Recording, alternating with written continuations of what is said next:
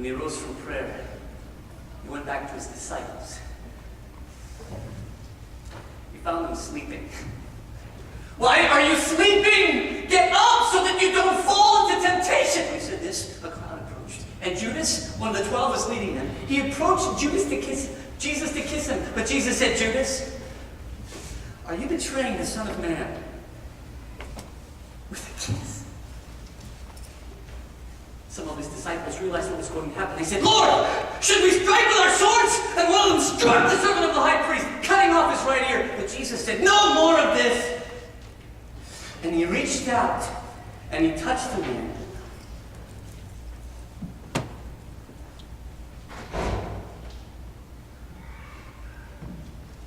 And he healed him. Then Jesus said to the chief priests, the officers of the temple guard, and the elders who had come for him, am I leading rebellion that you've come for me with swords and clubs? Every day I was with you in the temple, and you did not lay a hand on me. But this is your hour when darkness reigns. Seizing him, they led him into the house of the high priest. Peter followed at a distance.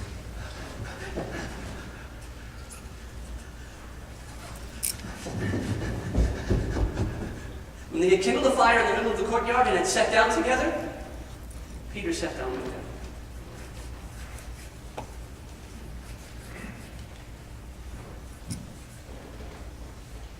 A servant girl saw him seated there in the firelight. She looked at him closely. She said to him, this man was with him! This man was with him! But Peter denied it. Woman! I don't know him. A while later, someone else saw him. You also are one of them. Man, I am not. About an hour later, someone else asserted, surely this fellow is one of them, for he is a Galilean. Man, I don't know what you're talking about. When he said this, the rooster crowed. Jesus turned and looked straight at Peter. Then Peter remembered the words that Jesus had spoken to him. Before the rooster crows today, you will disown me 3 times. And Peter went out, and he wept bitterly. The men who were guarding Jesus began beating and mocking him. They put a blindfold on him and said, prophesy! Who hit you? They said many other insulting things to him. At daybreak, the council of the elders of the people, both the chief priests and the teachers of the law, met together. They had Jesus brought before them. They asked him, if you are the Christ, tell us. If I tell you, you would not believe me. And if I asked, you would not answer. But from now on, the Son of Man will be seated at the right hand of the mighty God. Are you then the Son of God? You are right in saying that I am. Why do we need any more witnesses? We've heard it from his own lips. The whole assembly arose and led him off to Pilate. They stood there vehemently accusing him. We found this man subverting our nation. He opposes payment of taxes to Caesar and claims to be Christ, a king.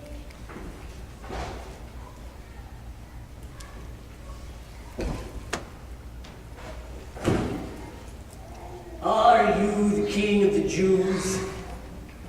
Yes, it is as you say. I find no basis for your charges against this man. He stirs up the people all over Judea by his teaching. He started in Galilee and has come all the Pilate heard this. He asked if the man was a Galilean. When he found out that Jesus was under Herod's jurisdiction, he sent him off to Herod, who was also in Jerusalem at this time.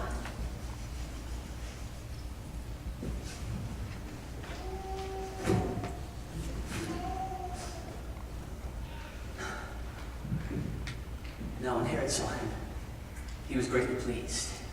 You see, for a long time, Herod had wanted to see Jesus. From what he'd heard about him, he'd hoped to see him perform some miracle.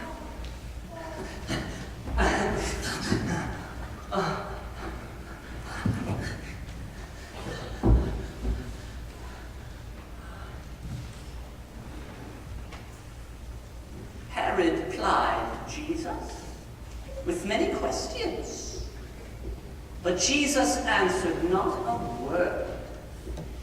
The Pharisees and the teachers of the law stood there vehemently accusing him. Then Herod and his soldiers began beating and mocking him. They dressed him in an elegant robe and sent him back to Pilate. That day, Herod and Pilate became friends. Until this, they had been enemies. Pilate called together the chief priests, the elders, and the people, and he said to them, "You brought me this man as one inciting the people to rebellion. I've examined him in your presence and have found no basis for your charges against him. Neither has Herod, for he has sent him back to us. As you can see, he has done nothing deserving death. Therefore, I will punish him, then release him." But with loud shouts, the people called out, "Away with this man! Release Barabbas to us!" Barabbas had been thrown into prison for an insurrection in the city and for murder. Pilate called them the second time, but they kept shouting, "Crucify him! Crucify him!" Pilate appealed to them for a third time.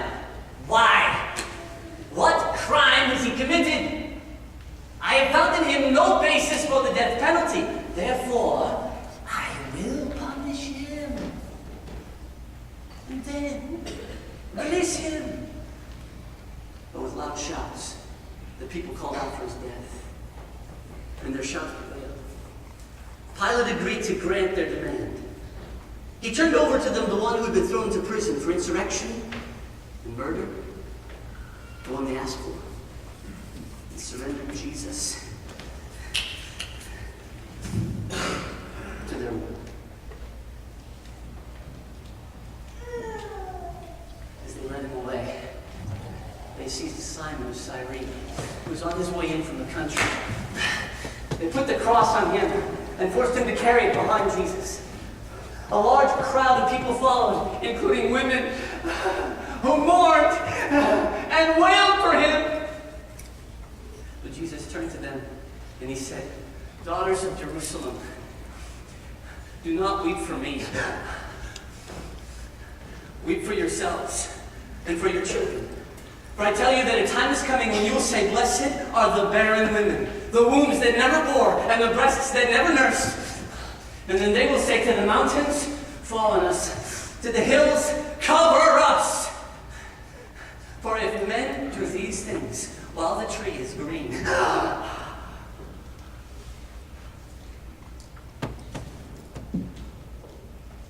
what will they do when it is dry?"